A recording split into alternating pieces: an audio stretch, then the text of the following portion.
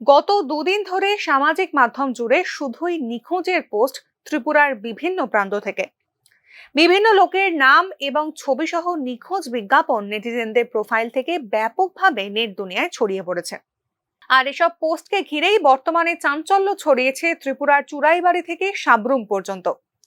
গত ৩-৪ দিনে শিশুসহ প্রায় ১০ থেকে ১২ জন লোকের নিখোঁজ পোস্ট প্রায় সবার ফেসবুক হ্যান্ডেলে বারবার ভেসে উঠছে।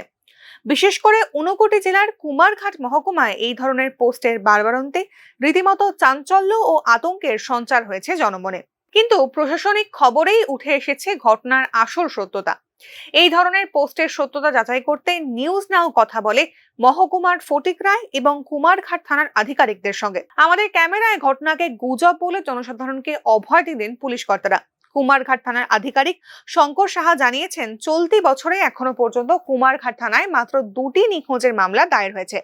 এর মধ্যে একজনকে উদ্ধার করা হয়েছে ইতিমধ্যেই। তিনি এসব পোস্টকে গুজব বলে আখ্যায়িত করেছেন। এসবে কান না দেওয়ার আবেদন জানিয়েছেন প্রত্যেকের কাছে। প্রায় দু তিন দিন ধরে সোশ্যাল মিডিয়াতে এইভাবে প্রচার করা হচ্ছে যে প্রচুর লোক মিসিং হয়ে যাচ্ছে। কিন্তু এই পোস্টগুলি আমরা ফলো করেছি। এর মধ্যে যে ফটোগুলি দেওয়া আছে শুধু একজনই কুমারঘাট থানার আন্ডারে, বেনু মাধব ধর, ওনার বাড়ি উজানদুলপুর, উনি মিসিং আছেন গত 12 তারিখ থেকে।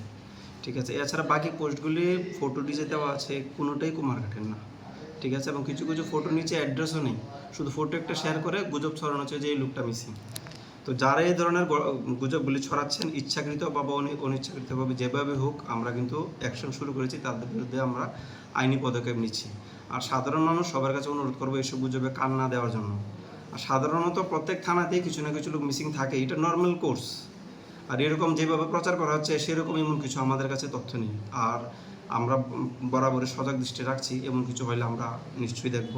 আপাতত এরকম কোনো কিছু নাই, ভয় পাবার কারণ নেই। সবার কাছে অনুরোধ থাকবো, সবাই নর্মাল লাইফ করুন, কাজ করুন, নর্মালভাবে চলুন, ঘাবড়াবার কিছু নেই। আর কোনো কিছু হলে আমরা তো পুলিশ আছি।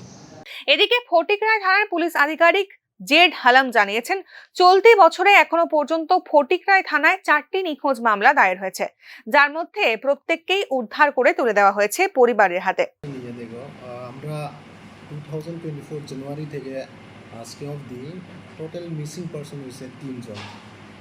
আউট অফ 3 পারসন 3 রিকভার, আর 3 রিকভার করার পরে একটা মাইনর, যেহেতু এটা স্পেসিফিক কেস নিছে। ঠিক আছে, আর কালকে